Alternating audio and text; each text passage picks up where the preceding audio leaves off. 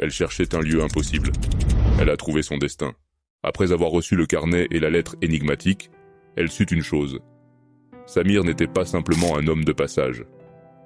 Il était celui que son cœur avait appelé avant même de le connaître. Guidée par la dernière page du carnet, elle découvrit un nom griffonné dans la marge, presque effacé, Véralis. Ce n'était pas un prénom, ni une rue, c'était une ville qu'aucune carte ne répertoriait. Et pourtant, en tapant ce mot sur son moteur de recherche, un seul résultat s'afficha. Véralis, la ville qui n'existe que pour ceux qui cherchent l'impossible. Elle suivit les indices. Un vieux billet de train retrouvé entre les pages. Un café nommé Le Passage, une bibliothèque cachée sous une station de métro désaffectée. Et un jour, elle arriva, dans une ville brumeuse et silencieuse, comme figée hors du temps. Les murs étaient couverts de phrases, de poèmes, de fragments d'histoire laissés là par d'autres âmes. Elle reconnut son écriture sur l'un des murs, et juste en dessous, une note.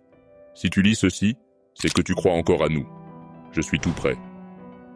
Son cœur accéléra.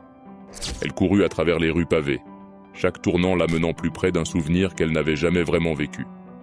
Puis elle le vit, assis sur un banc, le même sourire timide, le même regard qui lisait au-delà des mots. « Tu es venu.